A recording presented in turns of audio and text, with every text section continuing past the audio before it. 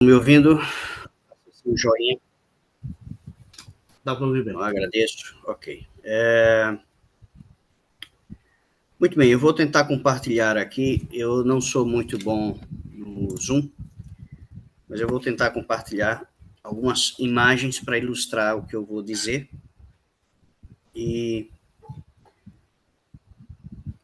aí qualquer complicação vocês me ajudam. Bom, o presidente Oaks, ele teve uma carreira brilhante no direito. Quase todos os cargos que já exerceu. Pesquisa, professor de direito, reitor de universidade de faculdade de direito, procurador, tá? Advogado corporativo, advogado criminal, né?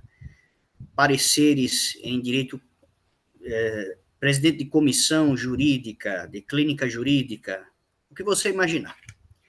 Os únicos cargos que ele não exerceu foi de juiz federal, juiz da Suprema Corte, eu vou falar um pouquinho mais sobre isso depois.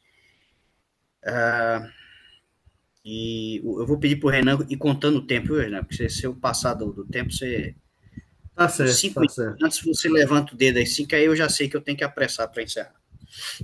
E ele só não exerceu os cargos de procurador-geral e juiz da Suprema Corte. Cargos esses que ele teve muitas oportunidades de exercer. Tá? Nós vamos falar um pouquinho depois sobre isso. Pois bem, eu não vou poder aqui falar sobre toda a trajetória jurídica do presidente Oaks, porque é imensa, tá certo? Então eu vou falar sobre, eu vou falar um pouco só sobre duas atividades jurídicas que ele exerceu, uma como advogado e outra como juiz da Suprema Corte de Utah, que talvez seja a mais famosa que ele exerceu. Nós aqui fazemos parte da geração que crescemos com a cultura pop ao nosso redor. Não sei se vocês já assistiram aquela série Suits, com o personagem fictício Harvey Specter, que é um advogado corporativo. Quem já assistiu aqui, levanta a mão. Alguns pronunciam errado, falam sweets, mas sweets é doce. Tá? A pronúncia é suits. Você não pronuncia o i, é suits. Suits quer dizer terno. Tá? Então, ele exerceu aquela função ali que muitos querem, muitos admiram, muitos acham glamurosa, que é o famoso advogado corporativo, aquele advogado que ganha milhões de dólares todos os anos e vira advogado sênior e tal. Onde foi que ele exerceu? Ele exerceu essa profissão num escritório de advocacia chamado Kirkland, que hoje chama-se Kirkland and Ellis, que é o advogado corporativo, é o maior escritório de advocacia corporativa do mundo. Tá? É o maior do mundo em receitas, o sétimo maior em número de associados, tem escritórios no mundo inteiro, e já na época já era um dos maiores escritórios de advocacia do mundo, era o maior de Chicago. Como foi que ele chegou lá? Bom, o presidente Oaks, ele nasceu em Utah, se formou em contabilidade, fez um estudo prévio em contabilidade e finalmente ele fez uma graduação mais robusta em direito. E assim que ele saiu da faculdade, ele foi trabalhar como assistente do juiz federal, do chefe de justiça Will Warren. Deixa eu ver se eu vou compartilhar aqui uma foto, deixa eu ver se eu consigo, tá, do Will Warren. Deixa eu ver aqui. Muito bem, eu vou tentar. Isso é difícil. Vou tentar aqui pelo WhatsApp. Essas coisinhas faz a gente perder tempo, né?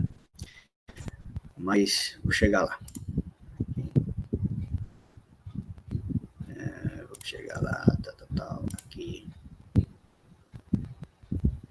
Muito bem. Aqui, vocês estão vendo aí? Tá preenchendo a tela toda? Ainda não. Ainda não, né? Tá meio ruim aqui. Cadê? Ainda não apareceu para mim aqui também, não.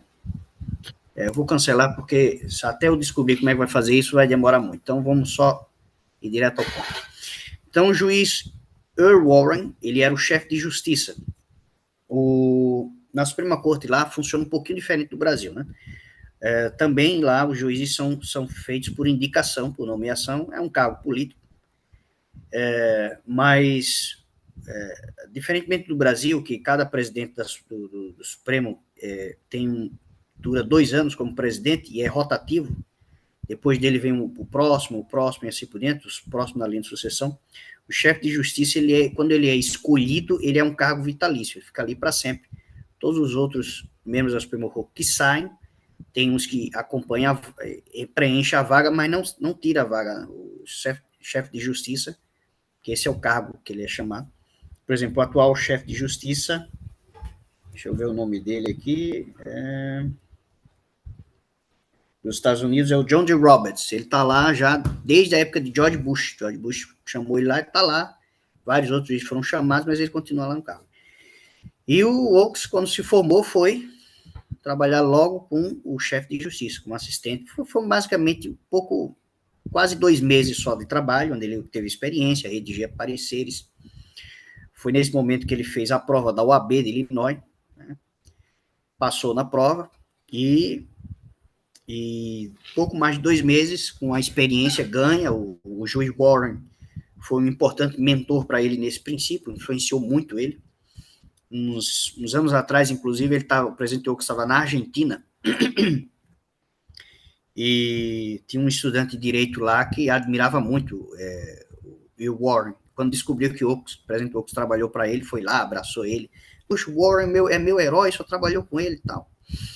Então, até hoje, isso é marcante na trajetória do presidente Oaks, né? E aí, quando ele nesse ínter, ele estava casado, ele se casou, teve filhos, e aí, finalmente, ele não quis continuar, ele teve oportunidades. Isso é uma coisa muito interessante na biografia do presidente Oaks como advogado e como jurista. Ele teve inúmeras oportunidades de emprego em todas as áreas. Ele teve inúmeras oportunidades de ascender na carreira, mas ele recusava muitas dessas oportunidades.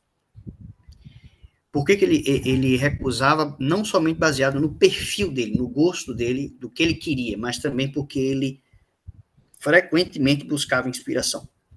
Acho que essa talvez seja a característica mais impressionante dele no cargo de jurista, que tudo ele ia no templo e buscava inspiração com a esposa dele, ele sempre compartilhava com a esposa dele e os dois oravam juntos para saber, aceito ou não aceito tal cargo? Qual cargo eu vou ter no futuro? O que está acontecendo? Então, ele rejeitou muitos cargos, porque na época a gente tem que entender que na época, quando ele começou a carreira de jurista, isso foi nos anos 50. Nos anos 50 e anos 60, os Estados Unidos passou pelo auge do American Dream, o auge do sonho americano. Foi aquela época em que um americano simples de 20 anos de idade, mesmo com o ensino médio, com um salário mínimo, podia comprar uma casa, uma boa casa, e viver tranquilamente com seu dinheiro, vivendo do bom e do melhor para sempre. Então, isso é uma realidade que hoje em dia não existe mais, nem nos Estados Unidos, nem em canto nenhum no mundo. Então, os Estados Unidos estavam passando por isso. E, basicamente, devido ao boom do petróleo. Pós Segunda Guerra Mundial, os Estados Unidos se firmou como um país que sustentava todo o planeta Terra. A Europa dependia muito dos Estados Unidos. Tudo vinha de lá, tudo era por lá, tudo passava por lá. E o boom do petróleo, uma produção imensa de petróleo, muita importação. Então, um período de riqueza muito grande. Então, foi uma época de auge.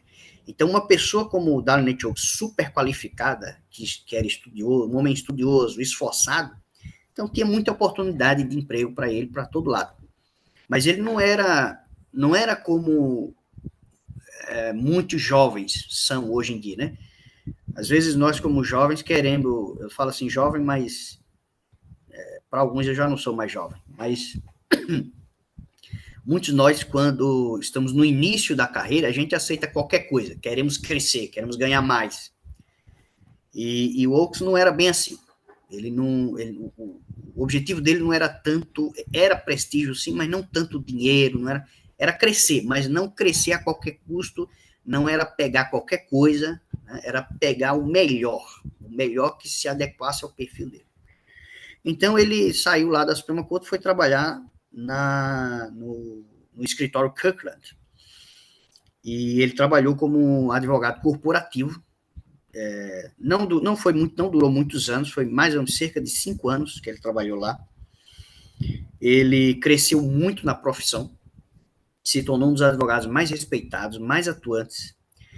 Ele teve muita oportunidade de se tornar até mesmo sócio sênior, porque nesses advogados corporativos americanos você tem um advogado, né, o segundo escalão, aí você tem os advogados sênior, né, e você tem o proprietário, que é aquele que dá aquele seu nome, que bota o seu nome na firma, né?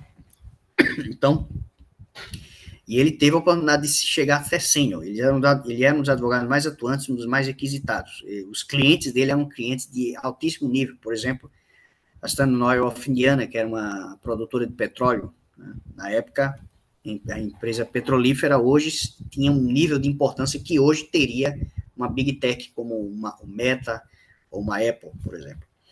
E só que, o que é que acontece?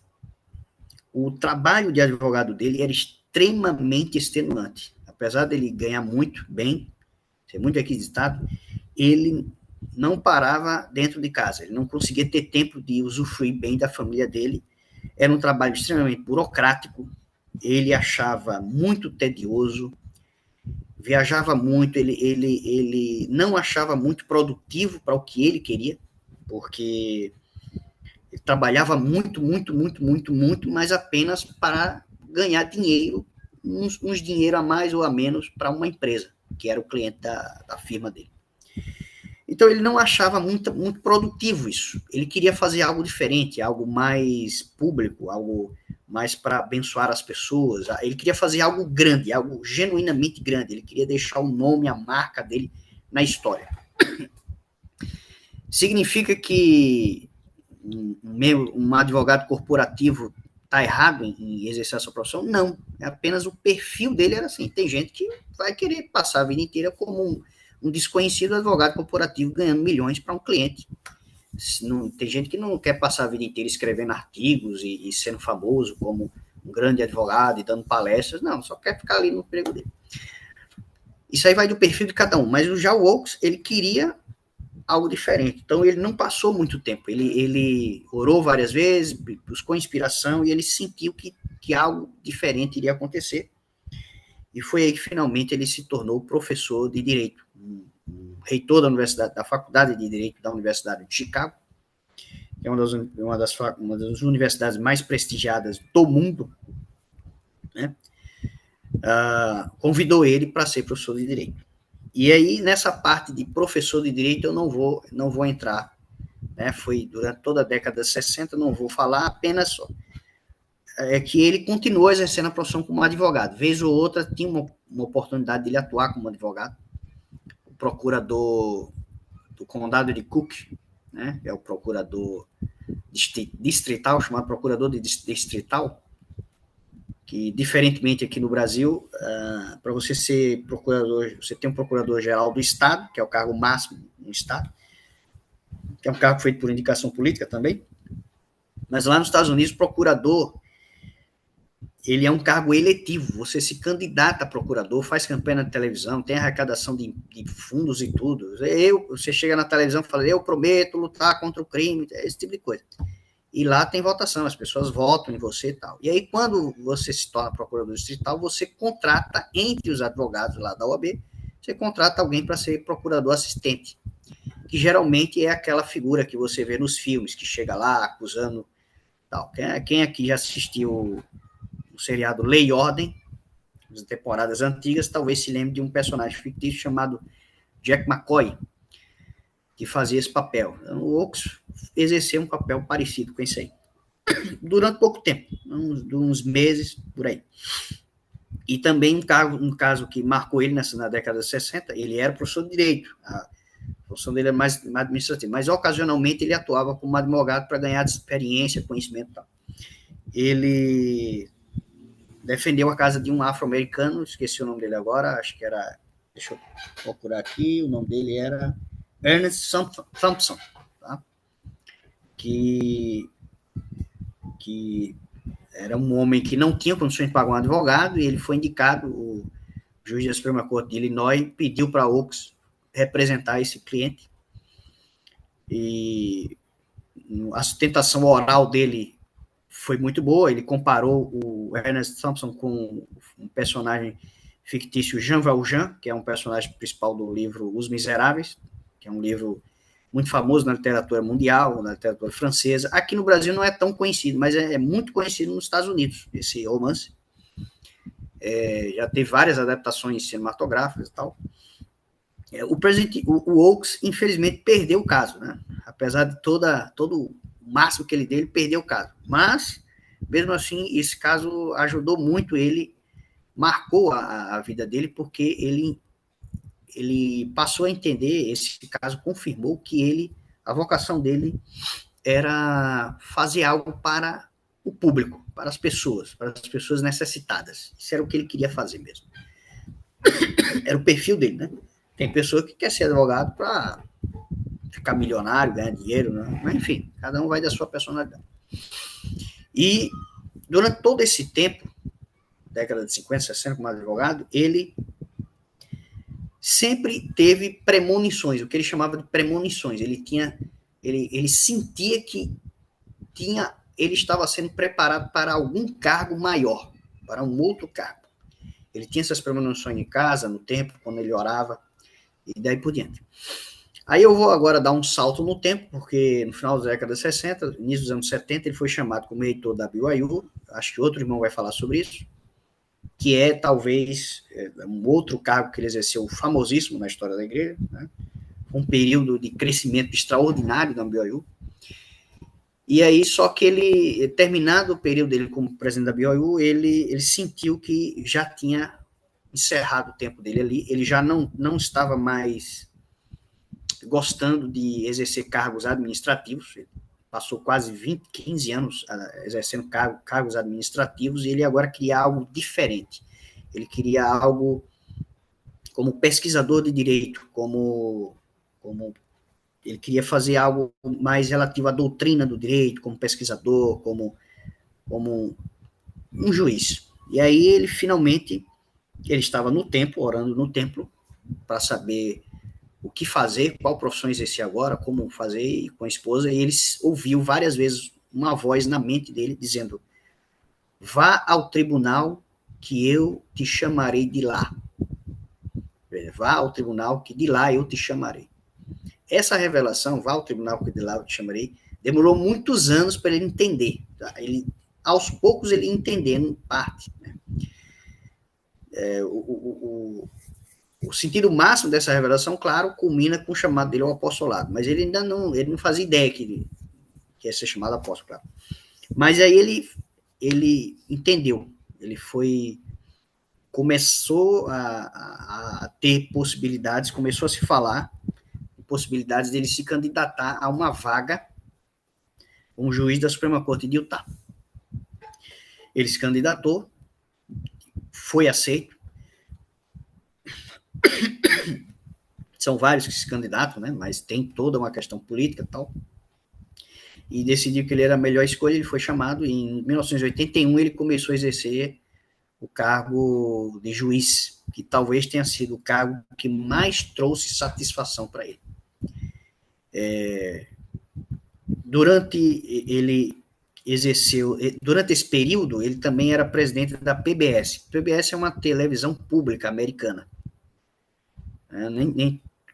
que é uma televisão feita pelo governo, pelo Estado americano, com programas educativos, é como se fosse uma TV Cultura, só que nacional, né? Que a TV Cultura ela é do Estado de São Paulo.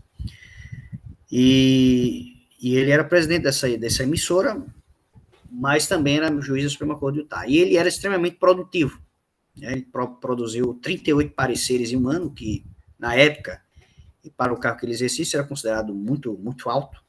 Foram quase duas centenas de pareceres ao longo de todo o período como juiz da Suprema Corte que ele emitiu.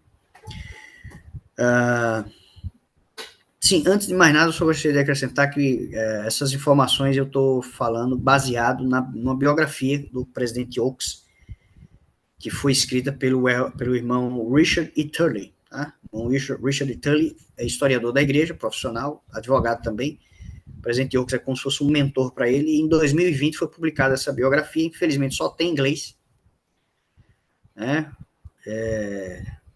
Quem for rico aí, por favor, entre em contato com a Deseret Brasil e financie a tradução para esse livro em português, por favor, para a gente ler. Não, eu Pra sou. nós ler. Boa noite, boa noite. Eu sou rico. Pode mandar aí a conta aí que eu posso pagar, por gentileza. Tem alguém falando aí. Gustavo Malado. Oi, boa noite.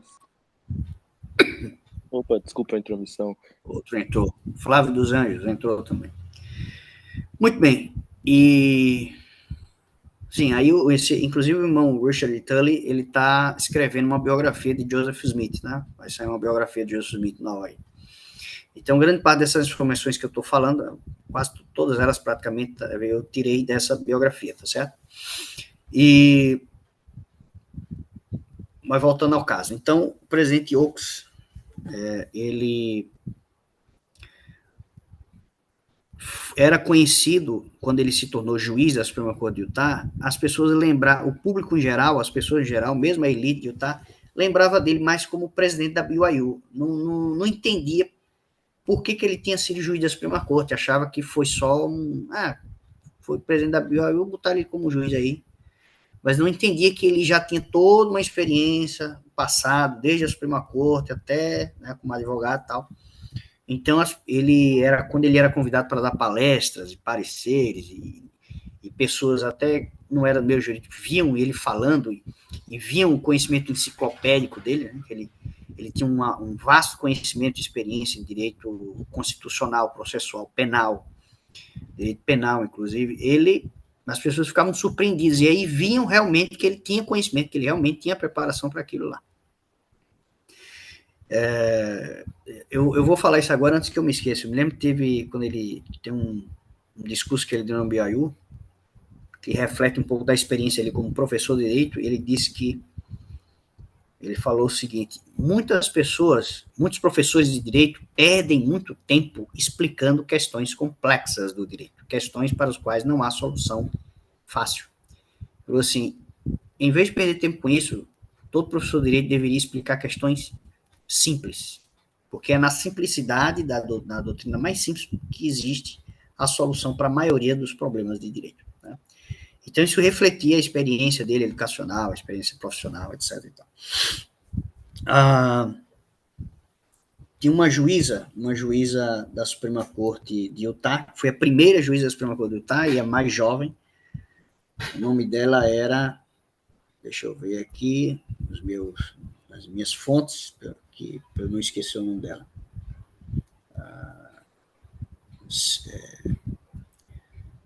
Só me lembro do sobrenome dela aqui agora. Juíza Durham, ela, quando ela entrou na Suprema Corte de Utah, ela disse: o único juiz que chegou para mim e me explicou como era a corte, como eram as coisas, o que tinha que fazer, foi o presidente Oaks, né? E ela ficou impressionada com a generosidade e gentileza dele. Ela era muito jovem, ele já tinha uma certa idade, tinha mais de 50 anos já, e ela ficou impressionada. Ela passou a vida inteira sendo amiga dele. Ela foi fundadora e presidente de uma associação nacional de juízas mulheres, e ficou impressionada com a generosidade e a amizade dele, né? Então, isso mostra, no meio jurídico, às vezes, há uma competição intensa, uma tensão muito grande, cada um quer provar que é melhor que o outro, que é mais inteligente que o outro, mas o presidente Oaks, ele sempre mostrou respeito pela colegialidade, pelos colegas, pela equipe, né? Porque isso é que é o mais importante, a humildade, né? Ele sempre foi um exemplo de humildade. E os pareceres dele, os textos jurídicos dele, né, se você imaginar, o presidente Oaks, ele, mesmo até hoje, os discursos dele não primam pela questão literária, como, por exemplo, era o presidente Monson. O presidente Monson era um homem que gostava muito de literatura, então a estrutura dos cursos do presidente Monson era muito literária, era uma coisa poética. O presidente Oaks, ele gosta mais de uma coisa acadêmica, coisa mais objetiva, né? Tanto é que ele já falou isso em público, ele já falou que a esposa dele disse que os discursos dele são chatos, né? Porque são secos, são objetivos. É claro que isso vai da visão de cada um, e ele, como apóstolo, ele já falou que como apóstolo ele não pode, ele não está ali para entreter ninguém, né? Ele tem que passar a revelação. Mas é claro que muito do que um apóstolo tem vem da experiência prévia, né? Você vê o Elder Holland, que muita gente gosta, ele gosta de literatura, então ele tem toda aquela coisa de orador clássico, né? Então, é engraçado, eu estou falando alguns detalhes aqui que estão quebrando a narrativa cronológica, mas é porque se eu não falar logo, aí eu esqueço depois. Então, assim que me vem na cabeça, eu vou logo falando. O interessante é que, ao longo da história da igreja, vários advogados foram autoridades gerais e deram grandes contribuições na história da igreja, né? Joseph Smith, por exemplo, ele, apesar de não ser formado em direito, mas ele exerceu uma significativa experiência no direito, foi juiz da Suprema Corte de Utah. Recentemente, os historiadores da igreja viram que ele tinha um vasto conhecimento de direito. Houve um procurador-geral do Estado uma vez que disse assim, Joseph Smith foi o maior advogado que eu conheci. Também teve o J. Robert Clark, que é o que dá nome à nossa instituição na qual fazemos parte, né? O presidente Oaks leu a biografia dele e se identificou muito com a biografia dele, porque muitos pontos são parecidos. Foi um homem que exerceu altíssimos cargos de relevância, talvez o mais famoso foi embaixador dos Estados Unidos no México, e depois deixou tudo para servir no apostolado, né? O presidente Clark deu uma grande contribuição à doutrina da igreja. E atualmente nós temos, do Quórum dos 12, dois advogados, o Elder Christofferson e o Elder Cook, né? Que o Elder Cook foi advogado de uma firma corporativa na Califórnia, o Elder Christofferson trabalhou também para várias corporações e tal. Voltando a falar do presidente Oaks, ele, como juiz da Suprema Corte, durante todo o tempo que ele passou como juiz da Suprema Corte de Utah, houve inúmeras, quase que cotidianamente, as pessoas o questionavam sobre ele ter uma vaga na Suprema Corte dos Estados Unidos. Isso não é um mito, é verdade. Muitas pessoas diziam que ele poderia ser, saía todos os anos, quando saía listas de possíveis candidatos à Suprema Corte, o nome dele saía nas listas, inclusive com a foto dele. O Procurador-Geral dos Estados Unidos conhecia ele, o Procurador-Geral adjunto conhecia ele, e diziam que ele seria um forte candidato. Ele, durante muitos anos, passou a considerar a possibilidade de ser um juiz federal ou da Suprema Corte ou do Tribunal de Apelação de Washington, D.C., que é um degrau a menos, que seria equivalente mais ou menos ao STJ, seria um degrau a menos do STJ aqui no Brasil. Então, ele chegou a mandar a candidatura dele para o Tribunal de Apelação e até para a Suprema Corte. Mas só que ele, durante todo esse tempo, ele nunca sentiu uma inspiração, uma confirmação de que esse era o caminho. A experiência dele, durante toda a vida dele, indicava para ele o que ele tinha que fazer, qual a profissão seguir. Então, ele sabia o que ia fazer antes de ser chamado. E ele nunca sentiu uma inspiração de que um dia ele iria ser um juiz federal, ou para a Suprema Corte, ou Tribunal de Apelação. Inclusive, ele pressentiu, em 1982, foi chamada a primeira mulher como membro da Suprema Corte dos Estados Unidos, foi a Sandra Day O'Connor. Ele sentiu que isso iria acontecer.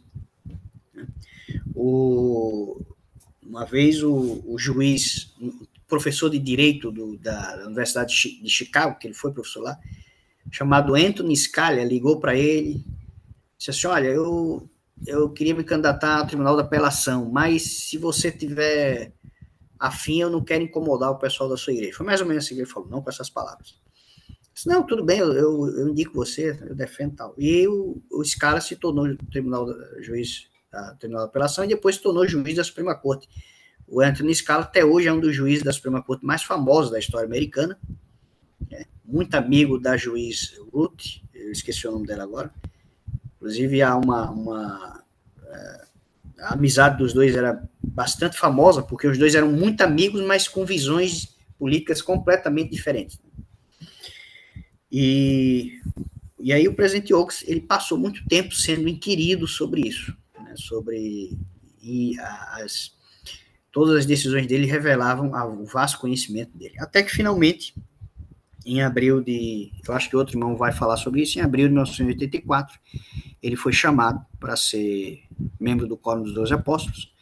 Ele explicou para o presidente Hinckley que ele não poderia aceitar imediatamente, ele tinha que passar um tempinho resolvendo os casos dele, porque ele tinha mais de... Se ele aceitasse logo o chamado de apóstolo e saísse de uma vez, de uma hora para outra, assim, como juiz da Suprema Corte de Utah, isso poderia comprometer centenas de casos na Suprema Corte de Utah. Então o presidente Hinckley deu um prazo para ele, deu um tempo para ele organizar tudo.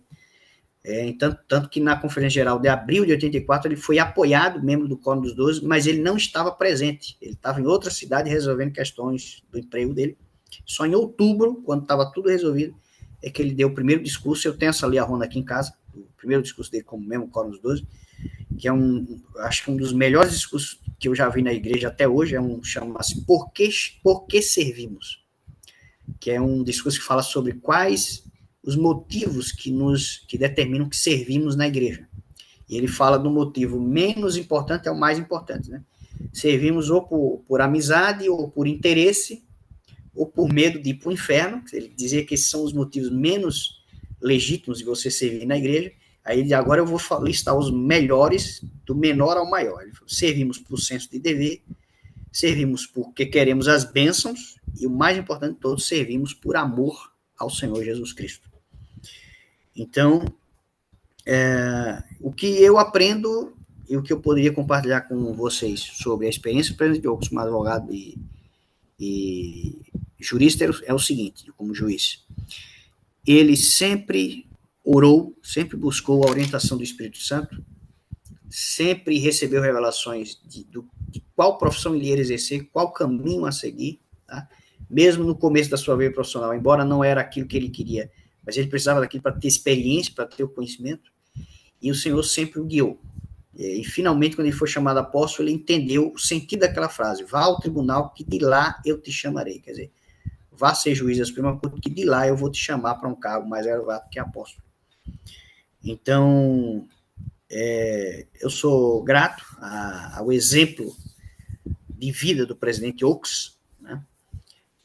Ele agora é um apóstolo do Senhor Jesus Cristo, ele não é mais um jurista, um juiz, embora eu acredite que ele ainda tenha a carteira de advogado lá, porque se precisarem, eu acho que ele ainda tem. Mas nós, como futuros profissionais de direito, ou já atuantes como profissionais de direito, o que podemos aprender com o exemplo do presidente Oaks é isso. Não precisa escolher todas as oportunidades de emprego que você vai receber. Não há obrigação de você aceitar tudo. Aceita aquilo que mais diz respeito à sua personalidade, o seu perfil. Busque a inspiração do Espírito Santo. Busque a influência do Espírito Santo. E busque a revelação que isso vai fazer você obter sucesso. Então, muito obrigado e até a próxima. Obrigado. Obrigado, Jonatas, pelas suas palavras. Deu um contexto histórico bem interessante, né, sobre o presidente Oaks. Eu vou compartilhar aqui a minha tela agora para dar continuidade. E, como o Jonathan mencionou, um período interessante da vida do presidente Oaks foi quando ele serviu como presidente, eles chamam lá, né? Que no Brasil a gente chama de reitor da Universidade Brigham Young. Acho que vai estar demorando um pouquinho para carregar aqui a apresentação que eu preparei. Mas é interessante que em 1973 foi criada a Faculdade de Direito de Reuben Clark Law School, sobre a presidência dele, né? Então, foi realmente uma pessoa escolhida com um propósito, talvez, perdão, talvez até as autoridades, quando chamaram ele, no momento não sabiam ainda que iria acontecer dessa faculdade ser criada durante a gestão dele à frente da BYU. mas o senhor com certeza sabia. Acho que agora vocês conseguem ver, né? Em 73 foi criada a faculdade, teve início a primeira turma. Em 75 ele deu um discurso muito importante, salvo engano, foi o primeiro evento no prédio da faculdade de Direito. Aí vocês têm uma foto dele um pouquinho diferente, né? Com algo de cabelo ainda. Ah, e no início, quando eu comecei a estudar, preparar alguma coisa para apresentar agora, eu pensei em compartilhar algo do discurso dele na inauguração da faculdade, no ano 73. Quando ele fez as palavras de abertura ali, ele falou das perspectivas, da expectativa que tanto os líderes da igreja como os líderes da BYU tinham em relação à faculdade de Direito, os propósitos dessa faculdade. Mas esse discurso aqui eu achei bastante mais interessante, porque ele traz algumas reflexões importantes para nós. Eu achei ele bastante atual, apesar de ter sido pronunciado no ano 75, 50 anos atrás, né? Mas é bastante curioso como ele traz alguns comentários. Eu selecionei alguns trechinhos aqui para compartilhar com vocês. Logo no início do discurso, ele recita um poema de Carl Sandburg, Os Advogados Sabem Demais. Isso aqui é só um trechinho desse poema. Não é muito longo, mas eu quis focar nesse poema, nessa estrofe, quando isso aqui é uma tradução meio ligeira, né? Feita com a ajuda do Google Tradutor. No encalço dos advogados negociantes, Bob, muitos sis, mas e contudos escorregadios, muitos já providenciado, enquanto muitas portas para entrar e para sair. Nesse poema, uma pessoa está conversando com um amigo, Bob, e fala sobre os advogados, que os advogados sabem demais, que eles sempre dão um jeito para tudo. Sempre tem um se, tem um mais, um porém, um contudo. Sempre tem um jeito de conseguir uma coisa, de impedir alguma coisa. Sempre tem alternativas, né? E ele usa esse poema para ilustrar como muitas vezes a sociedade pensa sobre os profissionais do direito, os advogados, né? Que são pessoas muito mais pragmáticas do que pessoas preocupadas com a ética, pessoas mais preocupadas com formas e com resultados do que com valores. E isso era muito preocupante na visão dele, e ele, o objetivo desse discurso dele, chamado Ética, Moralidade e Responsabilidade Profissional, é alertar para alguns dos perigos que nós temos na nossa profissão, de nos tornar profissionais assim, muito secos, muito técnicos e com menos valores, né? Algo interessante que ele comenta no início é o seguinte: apesar da demanda sem precedentes por admissão em faculdades de direito e de um inigualável histórico de liderança e serviço público por seus egressos, a profissão jurídica ainda é alvo de incompreensão e desconfiança generalizadas pelo público. Então, para ele é surpreendente, né? Tem cada vez mais faculdades de direito sendo criadas, tem cada vez mais advogados por aí prestando serviço, e um serviço de qualidade em liderança de vários cargos públicos e até privados. Ainda assim, a profissão jurídica é alvo de desconfiança pelo público, né? Então, isso é chamativo. E por isso eu acho também algo muito útil e interessante para nós. Nós, no Brasil, hoje também vivemos um recorde, talvez, em quantidade de cursos de direito, de pessoas graduadas em direito, e ainda assim também existe muita desconfiança do público, em geral, em relação a nós, profissionais da área jurídica. Ele fala de uma pesquisa que foi feita nos Estados Unidos naquele período, onde revelou que mais de um terço dos cidadãos americanos acreditam que a maioria dos advogados se envolveria em atividades antiéticas ou ilegais para ajudar um cliente no caso importante. Então, veja, mais do que 30%, 40% talvez, de americanos naquela época acreditavam que o advogado se envolveria facilmente em atividades ilegais ou antiéticas só para ajudar um cliente, no caso importante, para ganhar uma causa. E outra coisa que foi revelada nessa pesquisa, mais de um terço também acredita que os advogados não se preocupam em fazer nada a respeito das maçãs podres na profissão jurídica. Ou seja, um terço acha que qualquer advogado se envolveria em atitudes ilegais ou antiéticas. E um terço também acredita que os advogados, mesmo que não façam isso, não se importam com aqueles advogados que fazem, têm atitudes ilegais ou antiéticas, seriam as maçãs podres, né? Vocês já acreditam que existe um corporativismo muito grande dos advogados e que isso é aceito, é tolerado dentro da nossa profissão. Outro dado interessante que eles chamam a atenção é que, felizmente, 7 em cada 8 pessoas que usaram pessoalmente serviços jurídicos deram notas altas a seu próprio advogado, pela honestidade ao lidar com eles, né? Então, existe uma esperança, digamos assim, né? É, quando as pessoas realmente conhecem um advogado e usam os serviços jurídicos, eles vão adquirindo mais confiança. Então, aparentemente, aqueles dados, né, de pessoas que acham que os advogados têm uma certa propensão a atitudes antiéticas, né, ela se dá por uma falta de conhecimento das pessoas em relação à atividade dos advogados. Quando elas realmente conhecem, 7 em cada 8 pessoas, isso é uma proporção muito alta, se torna até grato pelo seu advogado.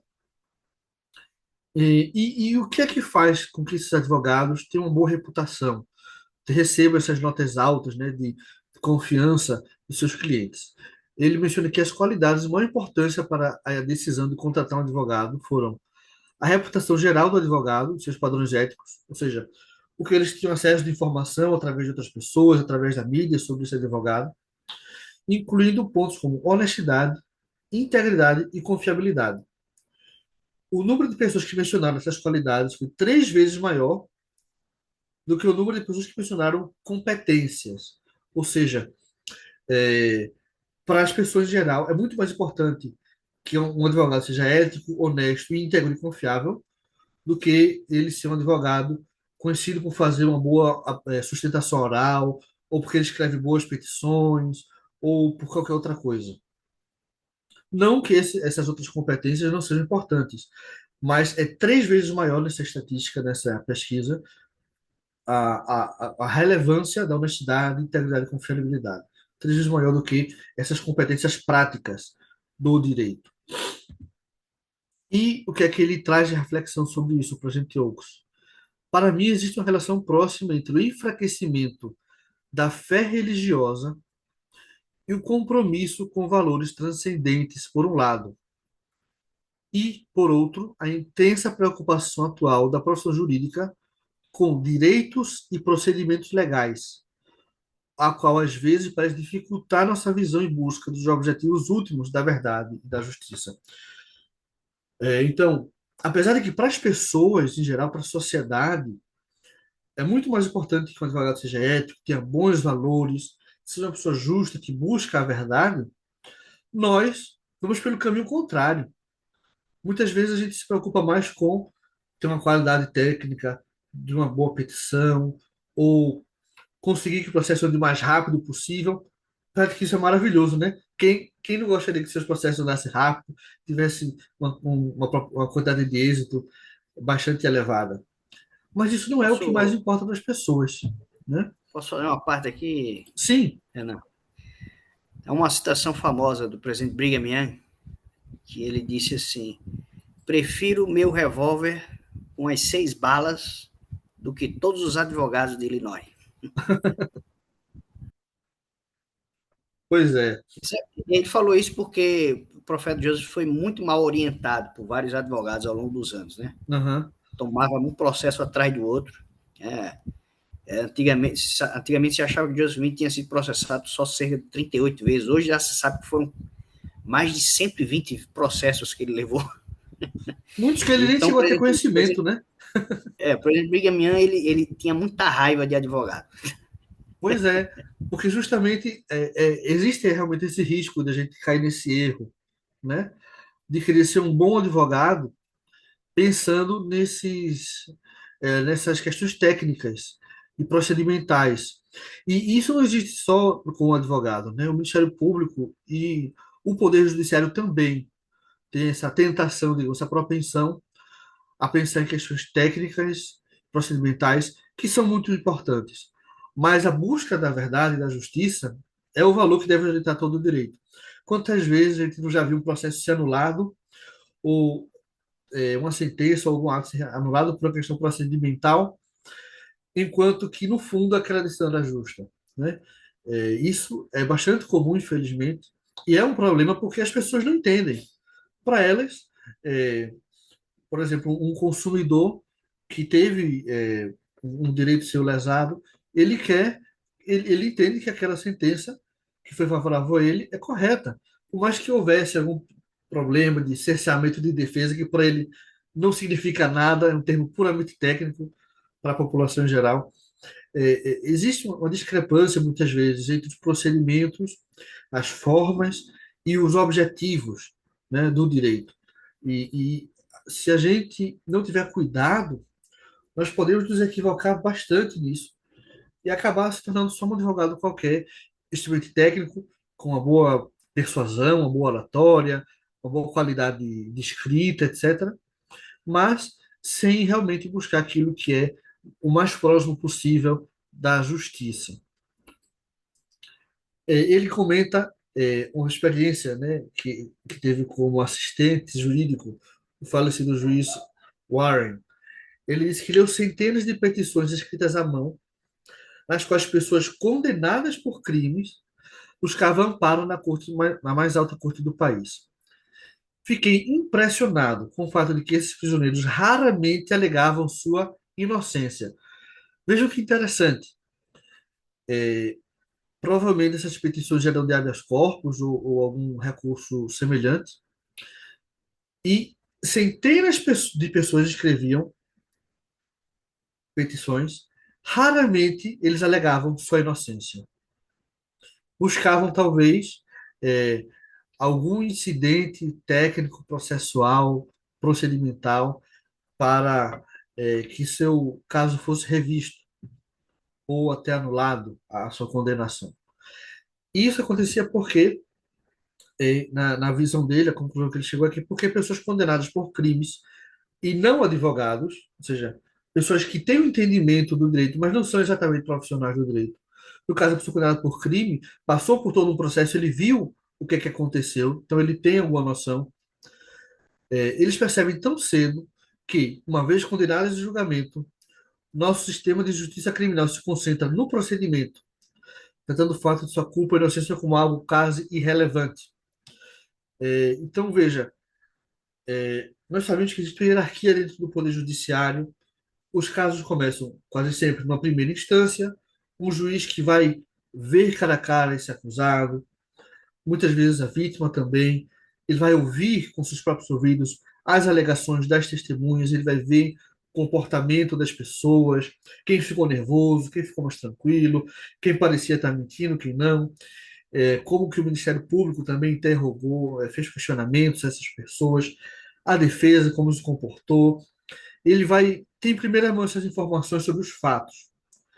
Só que à medida que você vai recorrendo, o Poder Judiciário vai dando menos atenção aos fatos e mais atenção aos procedimentos, ou à interpretação jurídica, à aplicação dos procedimentos e das normas, né? De forma que, no caso dele, do presidente Oaks, quando ele era assistente lá na Suprema Corte, e do chefe da Suprema Corte, né, as pessoas praticamente não falavam nada sobre os fatos, sobre se ele era inocente ou culpado. Falavam somente sobre questões incidentais, procedimentais, né? Então, para essas pessoas, mesmo sendo leigas, ficou claro essa falha, né, dentro do sistema de justiça. Uma falha que não é somente do Poder Judiciário, do Ministério Público ou da advocacia, é um pouco de todos, né? Então, essa questão da verdade, da justiça, no caso criminal, culpabilidade ou inocência, se torna cada vez mais irrelevante à medida que o processo avança em graus mais elevados.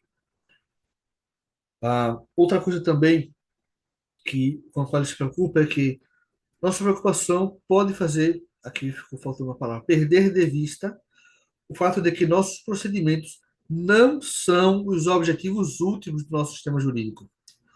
Nossos objetivos são a verdade e a justiça. E os procedimentos não são mais que meios para esses fins. Quando perdemos de vista essa relação, alguns procedimentos podem deixar de servir a seus objetivos. Então, vejam só que coisa interessante, né? Procedimentos servem para uma busca, um processo. Ele tem algo com o que você inicia e algo que vai ser o resultado desse processo. Aquela matéria dos fatos, que é o que a gente utiliza para iniciar, tem que ter um resultado prático daquilo real. Então, o processo não pode permitir, o procedimento não pode permitir que a gente perca de vista o dano que uma vítima sofreu, ou a inocência de uma pessoa acusada injustamente, ou qualquer coisa assim que está presente desde o início. E o advogado também tem que ter uma sensibilidade muito grande, porque ele é que tem que puxar, a, tem que provocar, tem que recorrer, mas sempre pensando na essência, né? Respeitando, claro, os procedimentos, para justamente não permitir que algo, que uma causa justa se perca por causa disso, mas sem perder de vista a, a, o caráter instrumental. Esse é um termo técnico também, né? O caráter instrumental do processo. Renan, Oi. aparentemente, o que o presidente Oaks, por esse discurso aí que você está, por essas falas que ele mostrou, né, talvez possa se entender que ele tem uma visão justnaturalista, né? Eu acho que ele tem uma preferência mais justnaturalista Isso. do direito natural, a justiça natural, né? Que o direito positivismo, o justpositivismo seria um meio para o fim. Uhum. No discurso inaugural da faculdade, ele menciona um pouco disso, falando da questão do direito common law que eles têm lá, né? Um direito que é um pouco mais sociológico, que é um pouco mais que busca realmente na filosofia, na história, a fonte do direito, não simplesmente no direito legislado pela autoridade estatal. E o tempo todo ele bota aqui o valores verdade e justiça, né? Ou seja, o mais importante, não o que diz exatamente a lei escrita, mas esses valores eternos, né, da verdade e da justiça. Nos Estados Unidos, eles tendem muito mais, por causa do sistema common law, né, ao direito natural do que nós. Infelizmente, eu acho que o nosso sistema, mesmo sendo um direito muito civil, né, criado através da autoridade estatal, a gente deveria também ter um pouco mais de atenção a essas questões naturais do direito. Eu acredito que a gente poderia aperfeiçoar um pouquinho nesse sentido. E essa era a última tela, estava em dúvida disso. Bem, então, para concluir essa parte, eu queria deixar essa reflexão com vocês, né? A gente às vezes fica abarrotado de processos, tem pendências, tem clientes com quais conversar, alguns até que são difíceis, né? Trazem casos complexos. Temos pessoas que às vezes são nem leigas, são pessoas que não têm muito conhecimento, somos bastante humildes, né? Então, a gente tem que pensar um pouco mais na pessoa com que nós estamos lidando. Eu sei que é super importante a gente cuidar de prazos, de procedimentos, né? Formas, né? A forma que você vai fazer um recurso, da mesma forma que você vai escrever uma petição inicial, etc.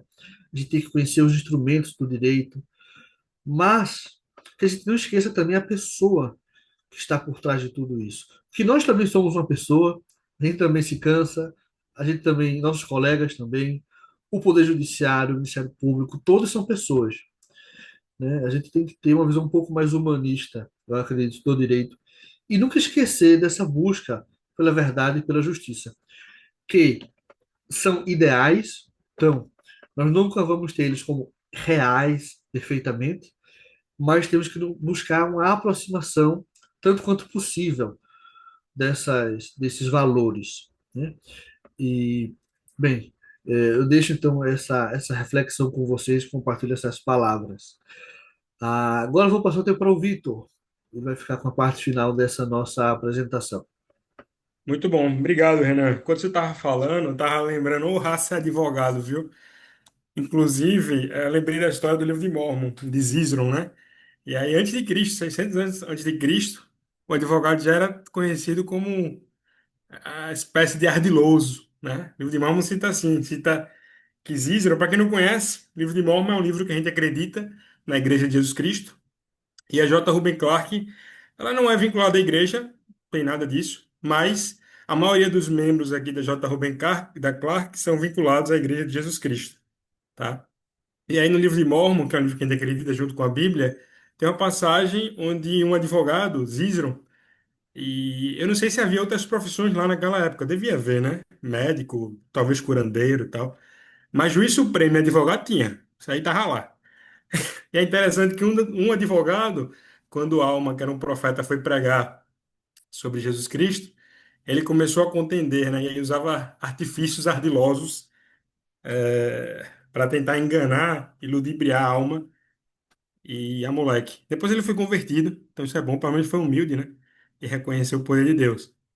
E depois, ainda nesse tema sobre liberdade religiosa, que é o tema que me incumbe, no próprio livro de Mórmon, a gente tem lá uma passagem, e aí agora é também com Alma, um filho. E a Alma sofreu, né? Teve que encarar várias pessoas, Alma o filho, e tentar usar do poder de Deus para convencer e converter as pessoas. Mas Alma ele é confrontado com o anticristo. E o livro de Mórmon fala expressamente que era o anticristo. E esse anticristo ele chega e começa a falar que não havia Deus, né? Que não havia nada disso. E as pessoas então vão até Alma e dizem, ó, vamos prender esse cabo aí, porque é um absurdo o que ele está fazendo, né? Ele está falando contra Deus, ele está falando que não existe Deus, enfim, que não pode, isso aí é absurdo. Em o livro de Mórmon, eu queria ler expressamente isso, porque para mim, as pessoas falam que a base constitucional, ela veio lá com os hebreus, né? Mas é porque não conhece o livro de Mórmon, porque aqui também tinha, né? Talvez tivesse até uma constituição aqui, a gente não sabe. Mas Alma, ele fala o seguinte, na verdade quem fala aqui é Moroni, mas ele fala no Alma 30, tá? Para quem tiver com o livro de Mormon e quiser acompanhar, 30, versículo 7. Ora, não havia lei alguma contra a crença de um homem, porque era expressamente contrário aos mandamentos de Deus que se decretasse uma lei que deixasse os homens em desigualdade de condições. Pois assim dizem as Escrituras: escolhei hoje a quem servireis. Ora, se o homem desejasse servir a Deus, era seu privilégio. Ou melhor, se ele acreditasse em Deus, era seu privilégio servi-lo. Se nele não acreditasse, porém, não havia lei que o punisse. E aí é interessante que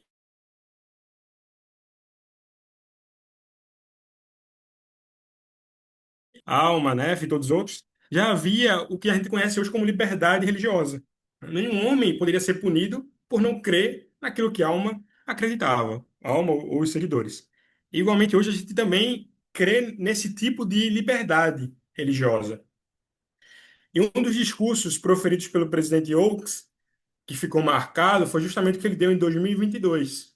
Lá em Roma, na cúpula de liberdade religiosa, ele proferiu um discurso nessa temática sobre a liberdade de deixar que os outros escolham o que crer e também fazer, e não só não ser só uma crença passiva. Né? Essa liberdade religiosa não é somente uma um direito de deixar que o outro crie, mas também deixar que ele exerça o direito de fazer os cultos como ele quer, de acreditar e de professar a sua religião como ele bem entender. E aí, o presidente Oaks até cita um exemplo de uma comunidade indígena naquela época, a comunidade Oaks. Deixa eu só pegar aqui para dizer o nome correto dessa comunidade, porque foi emblemática, e o presidente Oaks cita expressamente essa comunidade, Oak Flat. Oak Flat é o nome da comunidade no Arizona. É uma comunidade indígena e para aquela comunidade indígena, naquele solo lá no Oak Flat, era um solo sagrado. E eles acreditavam, inclusive, que eles lá recebiam espíritos e que, enfim, era um lugar para poderes espirituais. E esse lugar é centenário. Esse lugar é preservado pela comunidade indígena por centenas de anos. E aí uma mineradora, uma empresa de mineração, escavadora, ela pleiteou que lá havia minerais raros, e ela pleiteou destruir aquele lugar para poder, obviamente, oferir lucro, extrair os minerais preciosos daquele lugar. É interessante que o Oded Oaks, ele fala aqui que a liberdade religiosa, como conhecemos, ela está sendo pouco a pouco vilipendiada, e não só naquele sentido de, eu não posso mais acreditar naquilo que eu professo. Não, não é isso. Na verdade, eu acho que aqui no Brasil, especialmente, a gente não tem esse problema. Talvez a gente tenha uma problemática um pouco voltada para o lado do racismo, né? De meio menosprezar ou até injuriar as práticas de matriz afro-descendentes. Mas nos Estados Unidos é um pouco mais forte do que isso, e aqui também no Brasil também. Esse direito de não só crer em algo que você deseja crer, ou que você acredita ser o certo, mas também de ter os mecanismos para professar a sua crença, né? E o que aconteceu aqui no Arizona, onde aquela comunidade indígena teve a sua crença, a sua liberdade religiosa atingida por um direito de obter lucro, enfim, de oferir renda e de exercer atividade econômica. E é interessante que eu vou compartilhar aqui minha tela com vocês, e aí entrando propriamente dito no tema aqui, foi só a introdução, eu queria fazer algo diferente hoje, tá? E aí na minha tela vocês vão ver aqui, eu vou compartilhar. Renan, se não tiver, quando eu compartilho, eu saio da tela e não consigo ver mais nada. Então, se não tiver bom, tu fala aí, tu liga o áudio aí e fala para mim, Certo. porque eu consigo voltar, Qualquer tá? coisa eu aviso. Pronto, perfeito. Aqui vocês vão poder acompanhar comigo a apresentação. Inclusive, eu exorto que vocês façam isso através ou do celular ou do computador, tá? Basta usar aí esse site, mente.com, tá? E não é de mentira, não, é o nome do site, tá? Mente.com. E aí você pode usar através desse código aí que está na tela, você vai poder compartilhar essa apresentação em tempo real com você e também interagir lá. A gente vai interagir um pouco, tá? Sobre esse tema tão importante que é a liberdade religiosa, que foi o discurso, eu estou usando como base o discurso do presidente Oaks na, na Conferência de Liberdade Religiosa em 2022 em Roma, tá? Então, vamos lá. Então, hoje a gente vai falar um pouco sobre essa introdução que eu fiz foi sobre a liberdade religiosa. Vou trazer aqui umas citações do presidente Oaks nesse discurso, algumas citações que eu acho muito interessantes para a gente debater aqui.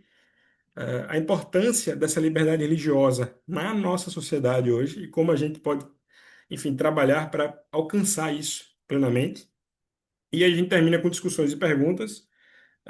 E aí eu acho que vai ficar um pouco tarde, então vou tentar correr aqui, só para não me estender muito. Todo mundo está cansado, imagino. E é um tema bastante extenso. Então eu fiz essa primeira pergunta. E aí, se você tiver com o celular ou com o computador, fica à vontade, eu vou dar uns 2 a 3 minutos, eu acho que é suficiente. Para você, você vai aparecer um campo aí onde você pode escrever, tá? No seu celular ou no computador, onde você estiver usando, para você colocar a sua resposta. Fique tranquilo que aqui vai ser anônimo, não vai aparecer seu nome, tá? Pelo menos é para ser assim.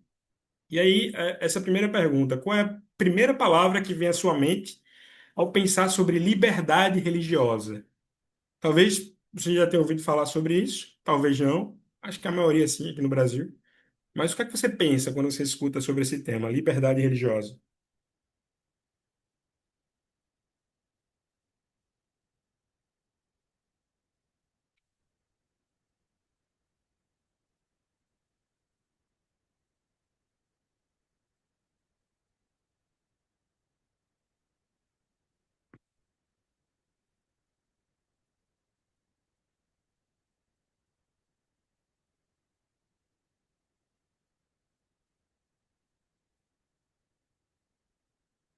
Diversidade, fé, convivência, maravilha.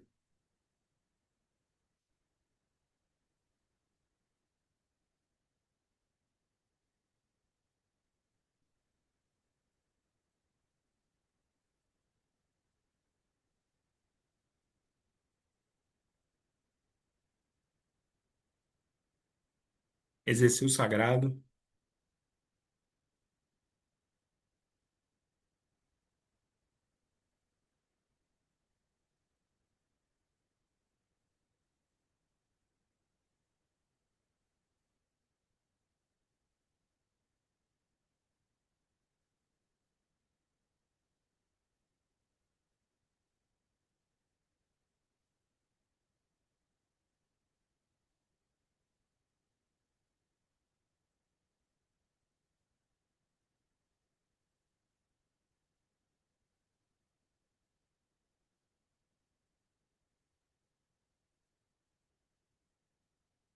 deixar mais. Pronto. O tempo esgotou. A gente viu aqui algumas palavras que vocês falaram, que é diversidade, convivência, fé e exercer o sagrado. Caso vocês queiram botar, pode continuar colocando, a gente vai passar e depois elas voltam de novo, tá? Mas são todas palavras que, de fato, têm um pouco a ver com o tema. E apesar de ser algo simples, é algo que vai mais profundo. Vamos debater um pouco mais sobre isso. O primeiro tópico é justamente o que o presidente Oaks ele explica na fala dele. O que é essa tal de liberdade religiosa? E aí ele traz de forma resumida que a liberdade religiosa nada mais é do que o direito de cada indivíduo de praticar sua religião ou sua crença, sem interferência ou opressão. É um princípio fundamental que garante a diversidade e a coexistência pacífica entre diferentes grupos religiosos e não religiosos. E aí eu trago um pouco aquela temática, e aqui vamos, como a gente está entre advogados ou amantes do direito, a gente vai trazer um pouquinho a abordagem da geração do direito constitucional, né? As três gerações principais que a gente conhece, né? A primeira geração com a forte influência da Revolução Francesa, que é o direito do Estado não intervir na propriedade alheia e nem intervir na sua vida civil, né? E aí, em nossa Constituição, eu vou trazer um pouco para cá, o presidente Oaks ele falou de forma mundial, mas eu vou trazer um pouco o Brasil, porque é onde a gente está, é o alcance que a gente tem é Brasil, tá? Em nossa Constituição, a gente tem um reflexo disso lá no artigo 5º, que é o artigo dos direitos fundamentais. Eu trouxe aqui também para a gente debater um pouco sobre isso. E ela fala assim, ó: todos são iguais perante a lei, sem distinção de qualquer natureza. Isso aqui todo mundo sabe, né? Principalmente quem estuda para concurso aí, tá com isso aqui afiado. Garantindo-se aos brasileiros e aos estrangeiros residentes no país a inviolabilidade do direito à vida, à liberdade, à igualdade, à segurança e à propriedade nos seguintes termos. E aí, lá no inciso 6 começa então o princípio da primeira geração do direito constitucional. É inviolável a liberdade de consciência e de crença. Então, essa primeira frase aí, inviolável a liberdade de consciência e de crença, é justamente fonte dessa primeira geração do direito constitucional, onde o Estado não poderia intervir na vida privada do indivíduo. Então, ó, Estado, eu, Vitor, tenho um direito que você não pode intervir. Eu sou inviolável nesse aspecto. A minha liberdade de consciência, de crença, é inviolável. Você não pode invadir isso para mim. E aí vem lá a segunda geração do direito constitucional. Perceberam que só fazer com que o Estado não interviesse na vida privada não era suficiente. Precisaria, então, estimular o Estado para que ele agisse naquilo que eu, indivíduo, não consigo produzir ou não consigo alcançar somente com minhas forças. E aí vem a, a segunda geração do direito constitucional, né, que o Estado ele precisa proporcionar meios para favorecer o bem-estar social, né, com a Constituição de Weimar lá na Alemanha.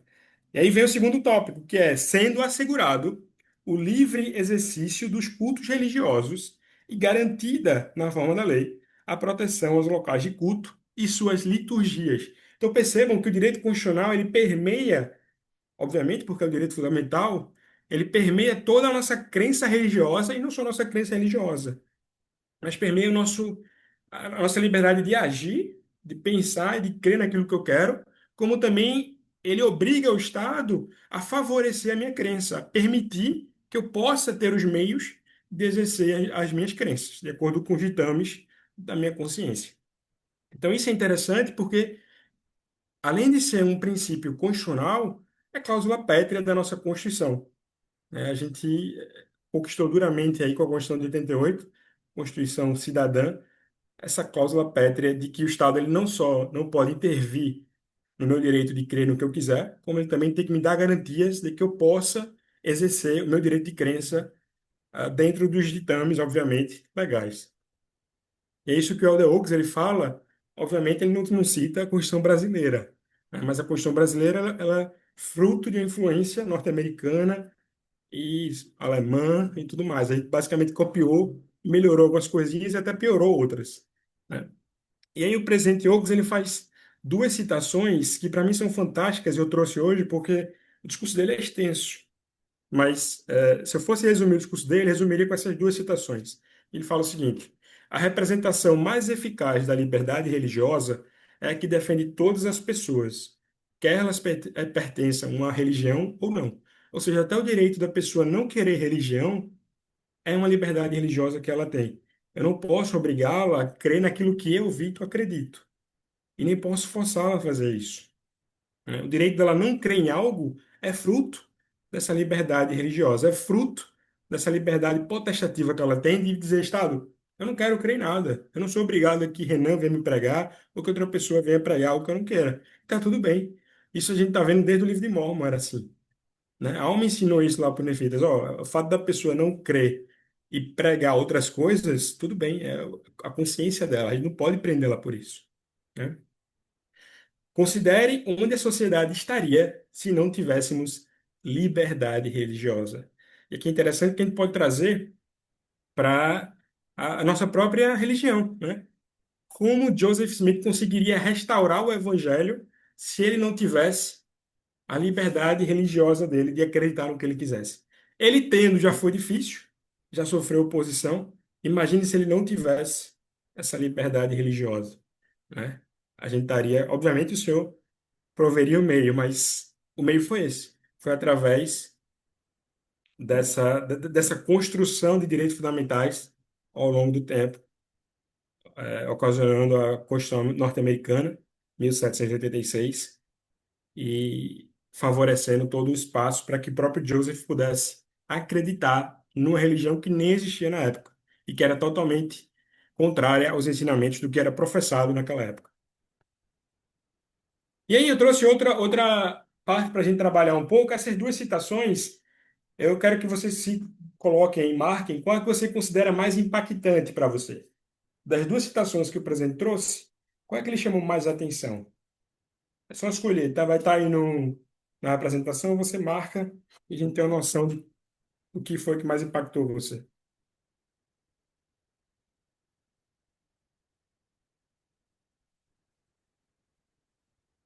Eu vou dar 2 minutinhos também, para a gente não ficar muito tempo aqui, só para a gente ter uma visão geral.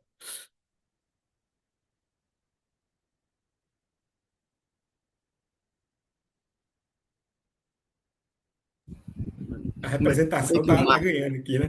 Como é que eu marco uma mensagem ou outra? É só clicar, vai ter um quadradozinho aí, você clica. Deixa eu até abrir aqui no meu que eu vou mostrar aqui. Você tem que entrar lá no site, tá? No mente.com. Aí você usa o código que está aí na tela, que é 8520-5991. E ele já vai aparecer na apresentação que tá. Ele vai aparecer assim, ó. Eita, porque aqui não vai rolar. Mas ele vai aparecer duas perguntas e é tipo o quiz mesmo. Você clica na que você quer, tá? Por exemplo, eu cliquei aqui, ah, pronto, e submeto. Pronto, o meu já apareceu. Eu cliquei nessa daí, a segunda. É só clicar e submeter que ele já aparece aqui pra gente. Bom, vamos seguindo aqui. E Qual aí o a código mesmo? importância. Hã? Qual o número do código mesmo? É o 8520. Tá aí na tela, esse grandão aqui. 8520. Eita, deixa eu sair aqui isso aqui. Como é que sai isso aqui agora? Pronto, aqui, ó. 8520-5991, tá? E aí a apresentação vai aparecendo no seu dispositivo em tempo real também. Além de aparecer na tela aqui, ela aparece onde você estiver logado, tá? E eu trouxe alguns pontos que o próprio presidente Oaks ele mencionou na fala dele, que é o seguinte: são 4 princípios da liberdade religiosa. Primeiro, ele fala que a liberdade religiosa ela tem o poder de promover a diversidade cultural e religiosa. Membros se integram de diversas fontes, diversas crenças e culturas, se integram e se compartilham sua vida. Isso é verdade, né? Trocam experiência, a igreja faz isso muito bem. Com diversos líderes religiosos, trocam experiência, trocam até fundos monetários para auxiliar em projetos humanitários e tudo mais. Garante direitos humanos fundamentais, e aqui a gente já falou um pouco sobre os princípios constitucionais, e as gerações do direito constitucional. Fomenta a paz e a tolerância. Isso é muito impactante, porque a gente está vivendo hoje num cenário onde basicamente temos uma intolerância, e não só religiosa, mas política e todo tipo de forma, né? E a intolerância ela vem justamente disso, de eu não aceitar o pensamento contrário ao meu. Eu não quero só discordar, eu não só discordo da opinião alheia, mas eu quero combater. Ela é minha inimiga. Aquela opinião, ela é algo que me deixa com raiva. Eu não só posso discordar, eu tenho que menosprezar, eu tenho que denegrir, né? Se a opinião dele não é igual à minha, a opinião dele é errada. Basicamente é isso que a gente vive hoje, né? E essa liberdade religiosa, ela fomenta a paz, porque você aceita o contraditório.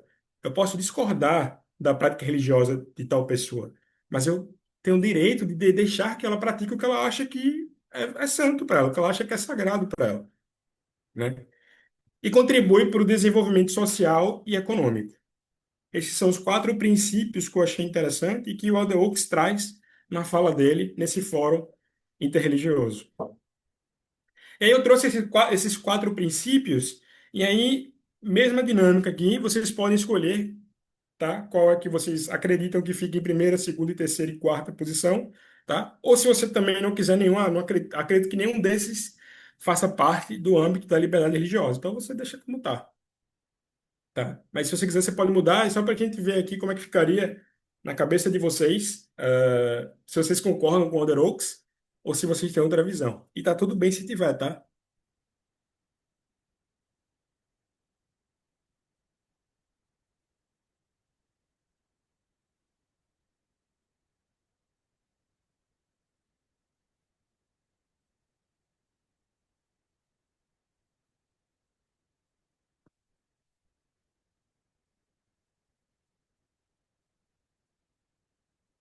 Eu vou deixar mais um minutinho só para dar o tempo para a gente terminar aqui.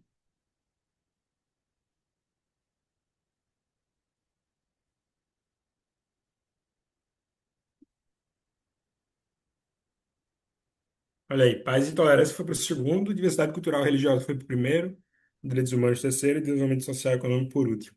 Maravilha. Seguir.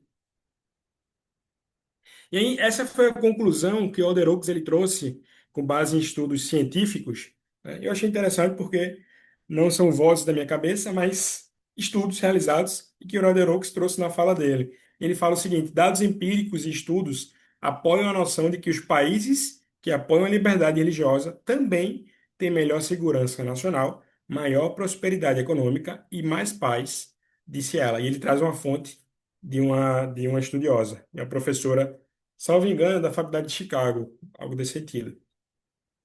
E aí, como eu disse, não são só dados que se apoiam, que são supostos e que podem ser imaginados, não, são dados concretos, factíveis, de que, de fato, a liberdade religiosa ela auxilia não só na prosperidade, mas também na segurança nacional, na prosperidade econômica e na paz. É interessante, porque a gente precisa hoje é mais paz. Acho que todo mundo concordaria que, no cenário que a gente vive, mais paz é bem-vinda, sempre. E para finalizarmos, a conclusão que ele traz, que a representação mais eficaz da liberdade religiosa é a que defende todas as pessoas, quer elas pertençam à religião ou não. A liberdade religiosa não é apenas o direito de acreditarmos, é o direito de colocarmos nossas crenças em prática. E também é o direito de nos reunirmos para termos organizações que ensinem e defendam os princípios religiosos que beneficiam a sociedade como um todo. E aí a regra de fé, né, que o profeta lá falou na entrevista jornalística, é o direito de crer no que eu quiser, e também deixar que as pessoas creiam no que elas quiserem. E não só crer, mas agir, ensinar e criar organizações que fomentem isso. Então, basicamente, é isso que apoiamos, é isso que defendemos, e é isso que precisamos lutar para estabelecer. Eu acho que no Brasil a gente não tem uma dificuldade muito grande de, pelo menos é a opinião minha agora, tá? Com relação à liberdade religiosa, não no sentido de coibir essa prática religiosa, mas no sentido de talvez menosprezar e discriminar. Aí sim, acredito que seja uma forte negativa que a gente tem aqui, de discriminar crenças, principalmente de origens afro, culturais, né? Então, é isso, eu trago essa reflexão para a gente hoje à noite, de que a liberdade religiosa não é só um conceito religioso, é um conceito social, é um conceito constitucional, é um conceito de direito humano, é um conceito humano. Tá? Eu deixo minha fala e agradeço a Renan aí pelo tempo. Obrigado, Renan. Perfeito, muito bom. Acho que a gente pôde aprender bastante hoje, né? É, Bem, então vamos encerrar essa reunião. Muito obrigado a todos que ficaram até o final. Sei que alguns tiveram que sair antes do final, outros chegaram já depois do início. Por sorte, vai estar sendo gravado, então vou depois disponibilizar o programa inteiro para quem quiser assistir novamente, ou aqueles que não estiveram aqui, né, que a gente possa compartilhar com eles também o link. E é muito bom a gente.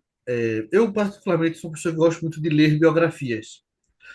E eu acho muito interessante a gente aprender com a história de vida das pessoas, né?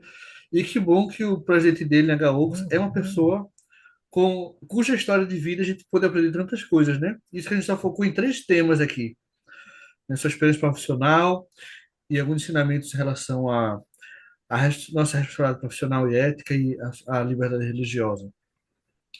Mas são temas realmente empolgantes. Se a gente fosse falar mais, se a gente pudesse, né, tivesse tempo, acho que passaríamos o dia inteiro aqui falando. Muito obrigado, Vitor e Jonatas, pela disponibilidade que tiveram também em preparar suas apresentações e compartilhar tudo isso com a gente.